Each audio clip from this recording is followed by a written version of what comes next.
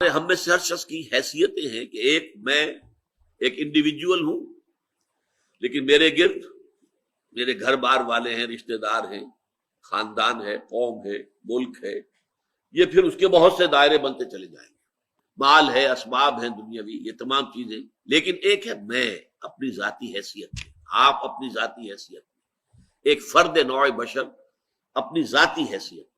اس فرد نوع بشر کی دو یوں سمجھیے کہ ایسپیکٹس ہیں شخصیت کے، ایک کچھ احوال، کچھ حالات ہیں جو اس پر وارد ہوتے ہیں، کبھی کوئی بیماری آ گئی، کبھی کسی حادثے میں جو ہے وہ زخمی ہو گیا، کبھی کوئی نقصان پہنچ گیا کسی اعتبار سے، کسی نے اسے کوئی نقصان پہنچا دیا، تکلیف پہنچا دی، یہ ہے جو اس پر وارد ہو رہا ہے، آ رہا ہے۔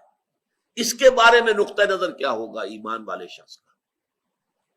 ایک ہے کہ مجھ سے صادر ہو رہے افعال، اعمال، میرا ہاتھ ہے کچھ کر رہا ہے، میرے پاؤں ہیں میں مجھے لے کر چل رہے ہیں، میری آنکھیں ہیں وہ دیکھ رہی ہیں، تو میرے جو اعمال ہیں اس کے لیے پھر میں اسکیم بناتا ہوں، بڑے پلاننگ کرتا ہوں، نقشے میرے ہوتے ہیں، میری امنگیں ہیں، میری تمنائیں ہیں، میری آرزویں ہیں، میری ایمبیشنز ہیں، اس کے لیے میں بھاگ دوڑ کرتا ہوں۔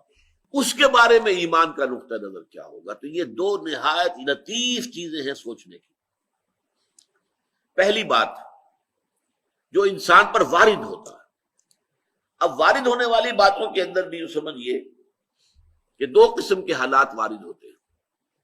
ایک وہ ہے جو آپ کے لیے دل خوشکن ہے، خوشگوار ہے، بڑا اچھا ہوا، اچانک جو ہے کوئی آپ کو نفع حاصل ہو گیا، غیر متوقع طور پر کوئی کامیابی حاصل ہو گئی، اس سے انسان زیادہ متاثر نہیں ہوتا، اگرچہ ہوتا ہے، اگر وہ ظرف کم ہوگا تو پانی چھلکے گا، آپے سے باہر ہو جائے گا، پھولے نہیں سمائے گا خوشی سے، لیکن زیادہ جو تاثر آدمی لیتا ہے وہ تکلیف، مصیبت، کوئی مصیبت آ گئی، کوئی تکلیف آ گئی، کوئی بیماری آ گئی، کوئی حادثہ ہو گیا، کوئی نقصان ہو گیا بہت بڑا، اس پر کیا ہوتا ہے کہ انسان ملول، غمگین، انتہائی مایوس ہو کر رہ جائے۔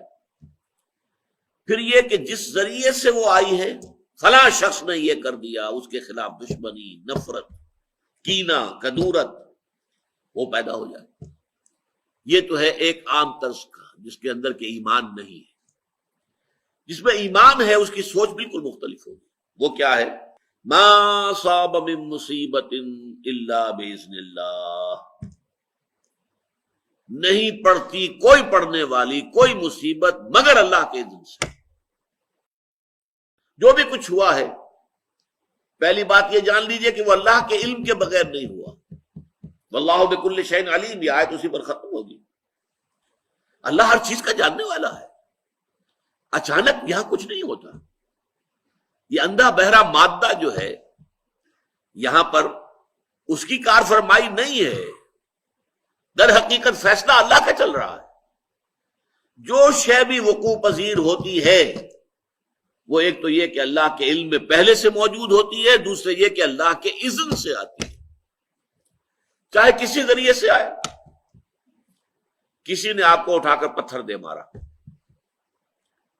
اس نے پتھر پھینکا آپ کی طرف، یہ اس کا کام تھا، یہ اس کا عمل تھا۔ اگر اللہ نہ چاہتا یہ پتھر آپ کو نہ لگتا، آپ کو لگا ہے تو یقیناً اذن رب سے لگا ہے۔ اب انسان اگر سوچے، میں یہ بھی کہہ سکتا ہوں کہ یہ پتھر مجھ نے مجھے مارا، اور میں یہ بھی کہہ سکتا ہوں کہ اللہ کی طرف سے آیا۔ اب سوچ سے نقطہ نظر میں کتنی بڑی تبدیلی آ جائے گی۔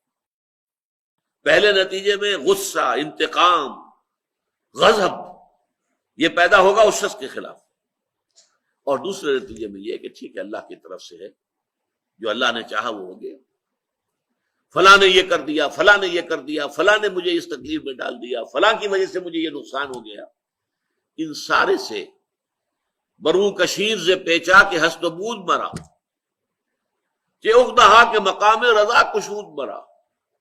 اللہ کی طرف سے آئی ہے، میں راضی ہوں، میں مطمئن ہوں، میرے رب کی طرف سے ہے، جو کچھ ہے بن جانب اللہ ہے۔